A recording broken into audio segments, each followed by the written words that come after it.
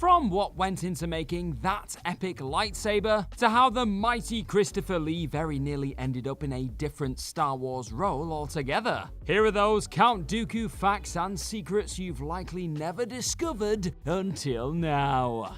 I'm Gareth from What Culture Star Wars, and here are 10 things you didn't know about Count Dooku. Number 10. His all-important connection to Sifo Diaz. Count Dooku once sat as a respected member of the Jedi Order. However, upon discovering just how corrupt the Order actually was, Dooku ultimately became frustrated and turned his back on his one-time allies. Before his wander over to the dark side though, one of Dooku's close pals, Master Sifo Diaz, who'd been having visions of an incoming conflict and had also grown disillusioned by the Order, set into motion a plan that would ultimately change the galaxy forever. Going somewhat rogue, Sifo Diaz ordered the creation of a clone army from the planet Kamino, something a now-turned Dooku was aware of. In the end, as revealed in Cavan Scott's Dooku Jedi Lost audiobook, Darth Sidious, after initially building this secret army into his grand plan to overthrow the Jedi, soon felt that Diaz was growing into too much of a threat to his vision. So in a rather tragic turn of events, Dooku was ordered to assassinate his one-time mate by his new master, something the powerful Sith apprentice achieved via untraceable Pike Syndicate murder. And just like that, another potential speed bump for the soon-to-be Emperor of the Galactic Empire was shuffled out of existence. Number 9. How they shot those Christopher Lee fight scenes. Living one hell of a life already by the time he got around to shooting on Episode 2 Attack of the Clones, the late great Christopher Lee had battled Nazis and become an iconic part of cinema history with his work in everything from Peter Jackson's The Lord of the Rings flicks to Terence Fisher's Dracula.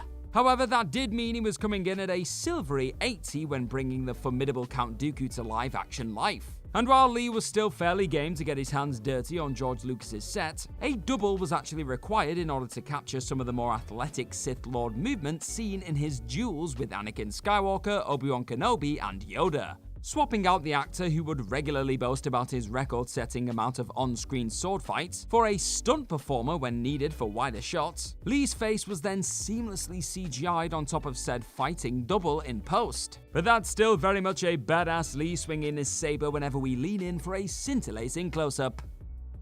Number 8. Christopher Lee nearly played a very different role in Star Wars. Keeping with the iconic thespian who gripped the prequels from the second he arrived on the Force-sensitive scene, it turns out that Christopher Lee very nearly rocked up in the galaxy far, far away in an entirely different but still notably despicable capacity. Some 25 years before he donned the swishing cape and curved red lightsaber, Lee was actually in the running to play the slimy Grand Moff Tarkin, seen routinely keeping Darth Vader in check on board the Death Star. However, Lee would decide against committing himself to George Lucas's universe at that time, instead choosing to suggest his good pal Peter Cushing for the role of the high-ranking Empire officer. Cushing would, of course, absolutely nail the cold and clinical part of Tarkin. Yet it is interesting to note how different A New Hope could have looked with Lee in the saddle of the Super Weapons Commander. Number 7. Family ties. Born into a wealthy and politically powerful family, the second the Jedi came calling for a young Dooku, he was always destined to become a significant figure in the galaxy. In the wake of his aforementioned decision to turn his back on the Order, Dooku would return home and finally take up the title of Count. But he wasn't the only child Mama and Papa Dooku brought into this galaxy far, far away. His brother Ramil acted as the Count of Serrano before he took over. And by took over, I definitely mean Dooku took his life in the lead up to the former Jedi seizing said title. Jenza, his sister, wasn't actually on his radar until he unintentionally bumped into her during a festival, as you do. Making it 2 for 2 when it comes to family fellings though, Dooku eventually had Asajj Ventress dispatch her on the back of Jenza, trying her best to convince him to stay away from all things dark side. With family like this, who needs enemies, am I right? Oh, it's really sad, isn't it? Number 6. What went into that lightsaber? Much like the actor himself who breathed live-action life into Darth Tyrannus, Count Dooku was very much regarded as a highly respected swordsman. The design of his unmistakable lightsaber only made him that much more deadly with a glowing blade. Opting for Form 2, Makashi, this form was characterized by its elegance, balance, and fluidity, Dooku decided that he could take the form to new heights with a new design of laser sword.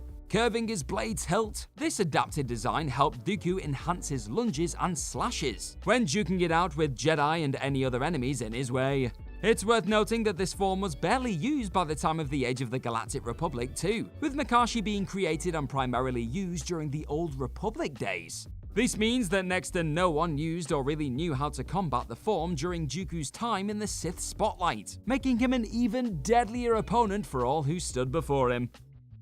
Number 5, he was the last of the Lost 20.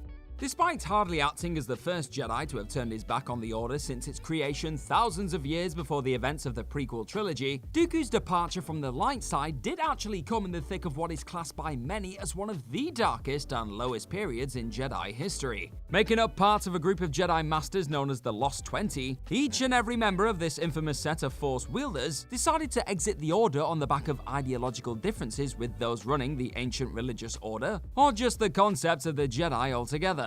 In short, this lot weren't just teased over to the side of evil with the promise of unlimited power. They very much believed the Jedi were just out and out wrong. All 20 of the Lost Jedi were immortalized via bronze busts in the Jedi archives, as a reminder of the imperfections of the Order in the years after their defections, and how Jedi Masters must always take the time to improve themselves and learn from their own mistakes. Dooku acted as the final member of this significant group, earning his own bust seen in an Attack of the Clones deleted scene before the Order was all but wiped out in Revenge of the Sith.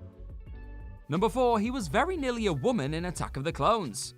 Never one to completely waste a concept, even if it doesn't necessarily fit what it was originally designed for, the origins of Count Dooku would actually pave the way for another prominent Star Wars character. In early drafts of Attack of the Clones, George Lucas had actually envisioned the fallen Jedi as a female alien by the name of Countess Dooku. And while a Medusa-like version of the character was intriguing despite not being utilized down the road, another visual variation of the antagonist would actually act as an inspiration for none other than Asajj Ventress, a Force user who would go on to become an apprentice of Dooku down the road, but more on that later. In the end, Lucas decided against these designs the second it became clear that Christopher Lee was keen to come aboard. Number 3, he's had many apprentices. Speaking of Dooku's history of apprentices over the years, Asajj Ventress isn't the only savage presence to have taken up a spot under the Count's learning tree. During his time under the tutelage of Darth Sidious, Dooku trained and guided 3 notably impressionable souls in the ways of both the Force and lightsaber mastery. On top of the deadly assassin Ventress, Savage Opress, Maul's brother, and Quinlan Vos, Ventress's one-time lover, both trained under Dooku at one point or another. Dooku didn't give a toss about any long-standing rule of 2, clearly. He's also had a hand in teaching General Grievous how to duel with a laser sword, before the cyborg separatist force was bested by Obi-Wan Kenobi in Revenge of the Sith. Of course, when operating as a Jedi Master, Dooku also trained Kenobi's former master Qui-Gon Jinn, along with a number of other Force-sensitive folk in Legends lore in the wake of his defection. Simply put, Dooku's teachings could very much be felt across the galaxy.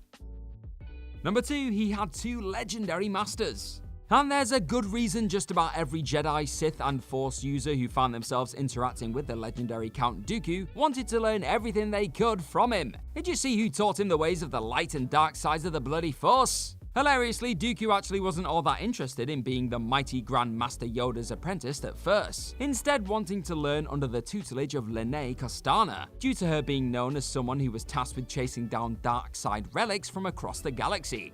Obviously, while sitting alongside the little green legend though, Dooku found himself being very much immersed in substantial Jedi Order issues and missions, even watching his master best a giant Terentatek on Kashyyyk at one point. And adding to an already extensive knowledge of the Force and how to effectively wield a lightsaber, Dooku would then end up being recruited by the Dark Lord of the Sith in the shadows, Darth Sidious, as an unofficial apprentice as he further expanded on his sizable understanding of the Force. As far as teachers go then, you likely won't find many better than the person who was molded by arguably 2 of the most powerful entities ever to have existed. Not too shabby.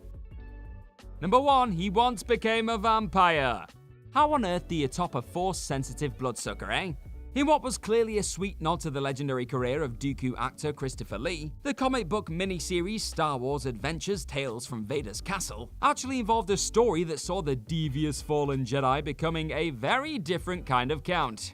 Interacting with bat-like creatures who possess the ability to transform humans into a similar form of monstrosity, Cavan Scott's tale saw Dooku very much becoming Dracula-esque in this tribute of sorts to Lee's work as the world's most famous vampire.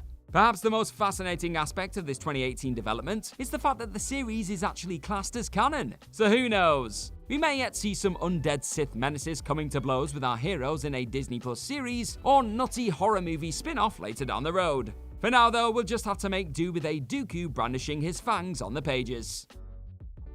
And that's our list of any other things people didn't know about Count Dooku. Let us know all about them in the comments section right down below, and do not forget to like, share, and click on that subscribe button while you're at it. Also, if you're into this kind of thing, then head on over to whatculture.com and find some more incredible articles just like the one that I wrote right here that this video is based on. I've been Gareth from What Culture Star Wars. May the Force be with you as always, and I hope I'll see you very, very soon. Bye bye.